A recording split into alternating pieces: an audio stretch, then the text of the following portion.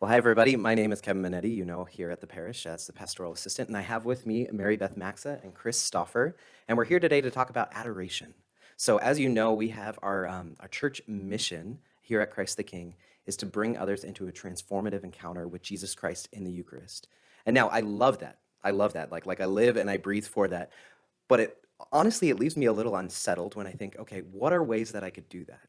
So one, I can invite people to mass. 100%, if you're doing that, that is great. You are living the mission. What is the other way, or are there other ways? And we think if it's Jesus in the Eucharist, we have the mass and we have adoration. Now, adoration here at this parish, I'll admit, has been pretty limited. We have one day, during the week, where we have access to spend time with Jesus in adoration. And we were just talking about a quote that we found from Saint Padre Pio. He said, "1,000 years of enjoying human glory is not worth even an hour spent in sweetly communing with Jesus in the Blessed Sacrament." 1,000 years of human glory, like winning sports games, getting a win at work, whatever that may be, is not worth 1 hour spending with Jesus in the Blessed Sacrament. And these ladies here have been helping with coordinating, making sure that that people can get in to see Jesus. And what we're talking about today is taking that a little bit farther than just the hours that we had and renewing our commitment to the hours that we do have. So that's our goal with this, but we also wanted to share a little bit about our heart with adoration and what we've experienced with spending time with Jesus. So several years ago, I was at a parish that had adoration in extended hours through the night. Now, I'm a father, I have kids. For us to actually make adoration work is like a tag team thing. So my wife and I, we took an hour around 10 p.m. and we would trade off every other week of who got to go. And in the beginning, it was a commitment, absolutely, but there was a desire on our hearts. But then we started to be like, oh, it's your week? like when my wife gets to go, I'm like, and I'll say that was one of the hardest times of our life and of our marriage. And us going to adoration and to be able to process a lot of the things we were going through with the Lord privately was so huge. It was so huge where that was just, I hungered for that, and the hour would pass so quickly. And what made that possible was that the hours were not just during the daytime for those of us that are working or have families and we can't get away during the day, was there were additional hours through the night. So we'll talk about that in a little bit. But So I relocated from upstate New York about 8 years ago. And when I was in New York, I started with a church there that began a perpetual adoration. And I was one of the first ones to sign up. And let me tell you, I, as Kevin mentioned too, looked forward to that every Tuesday night at 10 o'clock, having that 1 hour. And there were times when that hour went by and it was like, oh my goodness, I don't want to leave because it becomes and it fills your heart with so much joy and amazement with that special one-on-one time that you get with the Lord. It's just a blessing. It's huge. I worked during the day, so I chose that evening time because it worked with my schedule. And as my life went on, because I ended up staying with that program until I left. So 20 years or so, I was doing perpetual adoration with them. As my life grew, I had a child, so I had to take some time off because my personal life demanded that away from the Lord. And let me tell you, when I had that time away, I yearned to get back to doing that again because it was just meant so much to me and it moved me in so many ways in my personal life. So I've been going to adoration for quite a while now, and I find that I really need that hour with God to pray, to adore, and that's the part I'm really working on is adoring Him and realizing who and what He really is, and also a time to just calm myself down and work through problems, work through things, talk to Him about things that He's got me into. It's like, okay, God, got to help me figure out how to do this. And I leave there just a totally different person than when I walk in. And I want to see that for everybody. The other thing is, there's a quote, and I can't remember who from, but spending an hour with God, getting to know the person that you are wanting to spend all eternity with. And the only way you can gain that is by getting to know Him and wanting Him. And so I think it's really important just to show God that He is important in your life by taking that hour every week And yes, we have commitments and vacations and illnesses. And that's why Mary Beth was talking about having somebody to call. And God understands that, and that's life. But I think to really make that commitment to want to spend time with him and putting him first in your life, making him the driver of your life. And this is really hard to share, but if you don't spend quiet time with God, you never hear him. And I had one experience after my parents died that I heard whispered in my ear that your prayers are helping your parents. And that's how I knew it was that they were saved, but also that it really does work. So now, here being at the parish, like I get insight to a lot of things going on here. There's a lot of activity happening. Now, if we do church activity for the sake of doing activity, it always leads to burnout. I've been at various parishes, and this always happens. I remember back when I was helping to direct Alpha at another parish, people would come in, and maybe they'd come in late, everybody's got life, and they'd be very anxious. And then that anxiety of just like, sorry, I'm late. And they get to work, and then it would just fill the space with that. And it's like, ugh, we don't want that. And so what I adopted, actually, we had the church open during that time. And I told everybody, you don't step foot into this room until you visit Jesus. Like, don't make it overly long, especially if you're late, because we need help in here. But go to Jesus first. And we just found like things would change. Like you could almost see it in people's face. Like, in the Old Testament, we talk about Moses and his face is so shiny. It's just like he has spent time with the Lord. He has spent time with the Lord. And like that just changes the atmosphere here. So what we want in this parish is really people flowing out of identity and intimacy with the Lord. And then out of that, we partner with him. So without spending time with him or knowing his heart, we're just going to be striving, we're going to burn out, and we're going to be really anxious. So this is really about just having a heart set. And where we would even challenge you, if you're getting involved in ministries and not spending time with the Lord, choose spending time with the Lord instead. Like we'll find a way, we'll find volunteers, but just start with the Lord, because he won't just leave you there. Like he loves to spend time with you, but in that place, he's going to reveal things to you. He's going to say, this is what I want you to do. This is what I want you to work on. He speaks, and you can only hear him speak when you go to that secret place, to that quiet space. And I think that's really important too, to emphasize that you don't go there just to pray, but you go there to listen and to just be calm. And it's okay to walk in and just go, I'm here. And now what? Yeah. I prayed, and I mentioned this to Monsignor. I said, I really would love to see perpetual adoration come to the parish. And I said, you know what? I'm just going to pray on it when I'm at adoration. So I think, so that's a good example that the Lord heard. And so here we are. And we hope that you all will embrace this with us and make this a reality. And it's something I feel that every single person will be affected by in a very positive way. So now to talk about kind of logistically what this will look like. Perpetual is a beautiful vision. Like, honestly, I think all of us would love to see there is an available space at any moment to spend time with Jesus here at this parish. That would be a truly Eucharistic parish. We're going to start scalable. So right now we have from after Mass on Thursday mornings until 6 p.m. where we have benediction around 5:45. What we are planning to do is to have just one 24-hour stretch. So from the end of the Thursday morning Mass, we're going to continue it all through the night until Mass the following morning, and we'll have benediction 15 minutes before Mass on Friday morning. Now, this is a test. This is for those of you that may be in the same heart space as myself, or and you're like, I would love to come, but the hours are not workable for me. This is your chance to buy in. Now, if we don't have people that are available and willing to commit to those hours, we can't do it. So this really is like, we're going to put it out there. This is a trial for one day. If that day it like completely fills and we do great, then we're going to have another conversation of like, okay, maybe let's try 2 days and 3 and 4 and 7.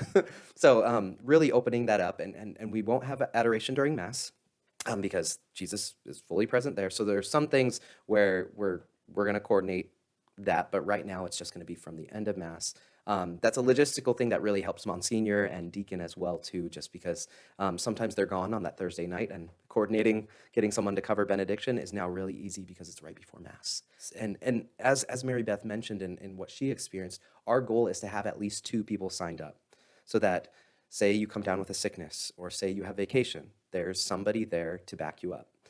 Also, there would be somebody there to coordinate and schedule substitutes. So say you know someone's coming, ideally we are scheduling a substitute, so there is still 2 people there. But knowing that we at least have one and being in contact with the person that you share it with.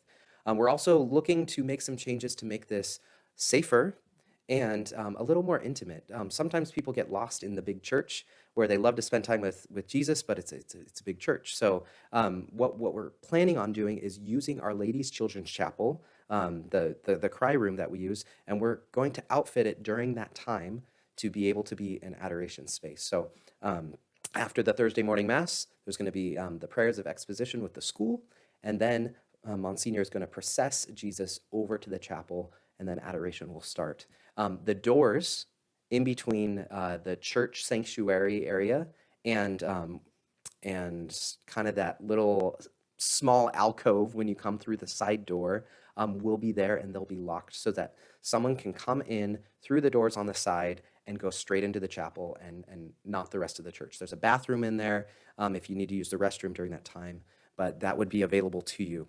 Now for access during hours. So during office hours when parish staff is here in the office, that's from 9:30 to 4, that door would be unlocked. So it's available for people to come, drop in and visit. Ideally, you're scheduling an hour. So don't rely on just the drop in. I know we're in a non-committed culture. That I think that's my generation and younger, where we don't like to commit to anything, but we really need your commitment. And then after the parish office closes, it will only be accessed by code by people that are scheduled on there. So if you're like, okay, I want to hit those hours because that's for my better for my schedule, that means you're going to have to schedule. We will not have somebody there to give you a code to be able to get in, and knocking and saying please, please, please outside is going to be off limits because we want to keep it very safe and a very special time for you to spend time with the Lord there. So right now, we're going to take just some frequently asked questions just that you may have about implementing this here in the parish. So one of the questions we could get is when is this starting? Like, what are we looking as far as a rollout? So we will be sending out a form, just something where you can show tentative interest. Now, this isn't you committing to an hour quite yet, but this is showing that we have enough people that have buy-in that want to fill the spots that this could be feasible. So our goal, our optimistic goal, is that we could start this by Easter. All right, so next question is, how do I know that I'm going to be safe in this adoration time, maybe if I have something at 2 or 3 in the morning? The codes are specific to you. As an adorer, they are not to be shared with anyone else. That is so we know who is in there at a specific time. And they get their code from you. They get their code by calling the parish office, and it has to go through our IT company. It won't be an instant thing. So like if you're there at the door and you're like, I want a code now, that won't happen. So that's why we're emphasizing that this needs to be scheduled. Access to the church is blocked off. So even if people are going and need to do other things in the church, it's not going to be in this space. It's going to be a very quiet space.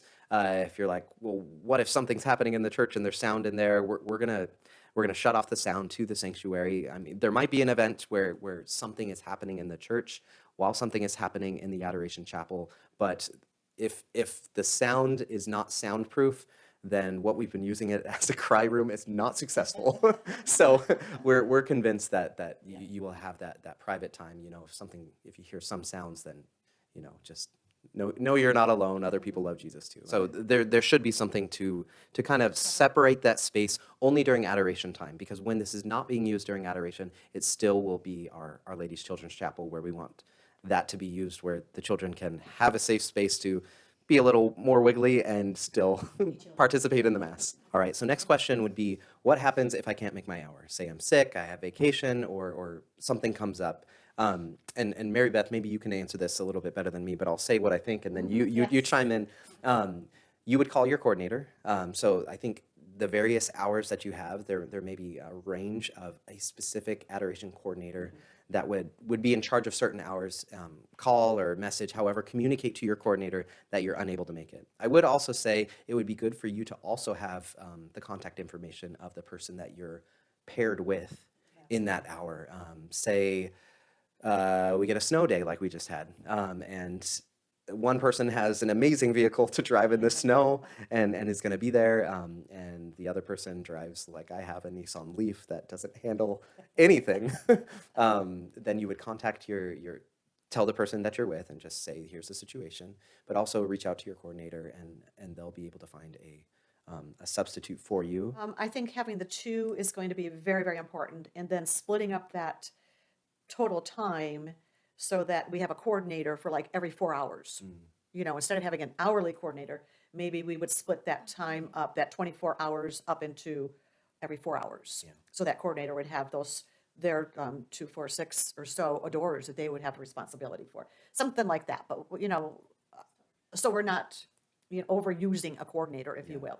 Yeah, and if this is also on your heart too, maybe that's a pitch out to you. If being a coordinator for a certain slot of hours makes sense to you and you want to get involved because you're like, I'm very passionate about Eucharistic adoration happening here, that is great. I would say reach out to the parish office. I'll connect you to who you need to, because we can't have one person doing the whole thing. They need to sleep at some point. So if an emergency comes up, they can't handle 1 a.m. and 7 a.m. Like somewhere they need some rest, and I think that really helps because an emergency might happen, and you need to be able to reach somebody. Occasionally, especially in the late nights where people might be sleeping and have to wake up for their hour, they might not show. What do we do in that case? Don't leave. Don't leave. So Jesus, as MaryBeth says, Jesus can't be unattended, but the communication is really going to help, and the extra coverage is really going to be what helps there. But for me, the Lord has never made it harder than I could handle. So I'm just like, they didn't show up. I'm handling an extra hour, I guess, or until the next person comes. And that was a really blessed time for me. It was just like, I probably needed the extra hour. So Yes, that happened to me several times, where, my hour was 10 p.m. at night and I wouldn't leave till midnight. But the other thing, that was a blessing. I considered it a blessing. And maybe I fell asleep, and it's very possible that I fell asleep, but the Lord is there still and forgiving and grateful that you're spending the time with him, whether you're awake or not. But the other thing to remember too is if you are considering being a coordinator, because we will need them, and several of them, my past experience has been that if that coordinator calls upon the two people that are supposed to be in that hour, and they can't get a hold of them, then it is your responsibility to make it to the church to relieve that adorer. So that's something to keep in mind as well. That falls on the coat strings of the Lord is not to be left alone. okay, maybe our last question here is, how do I spend an entire hour with Jesus? It's what maybe you've never sat alone with Jesus in a church before. Is how do I spend that time? How do I pray with that time? There's various ideas of what you could do. Many times when I'm there, I come in, I genuflect, I kneel, and I just, Lord, this is what's going on in my head. And oftentimes I don't get past that. I'm just like, I need to know the Lord has heard and that I processed it there before the Lord. And so sometimes that helps. Sometimes journaling helps. Just bringing something to write with to just process and just to know, like extra, like you're there, you're kind of talking mentally with the Lord, but actually writing out like, Lord, here's what's going on in my heart. Or even just writing like question and answer of like, Lord, what do you think about this? And then just praying and just paying attention. And sometimes you feel some sort of a response of writing the response down. It's a really powerful way of spending time there. You can also bring in spiritual reading. So the Bible is a great thing. I remember when I was a kid, my mom had an hour on Tuesday nights, and I just pulled open the Bible and I learned the Bible, like the war stories in the Old Testament were so cool. Like I'm just like reading through Maccabees and all these different things where my mom was just fascinated that I was so enthralled with the Bible just because I'm like, well, I have an hour here. I don't know, like what's this thing? And I just picked it up and I thought it was actually really interesting. Or some other Catholic reading. I would say make sure though that it is like spiritual reading in line with the Catholic Church. So I wouldn't say like bring in your I don't know, like your comic books or like whatever it is. And if you bring kids, yeah, this is a perfect opportunity to bring the whole family. Like I said, when I was a kid, that was a great exposure for me just to be there and to think time with the Lord is safe. It's very intimate, but it's very relational. Yeah, it's where I want to go to learn from him, to spend time with him, to kill time with him.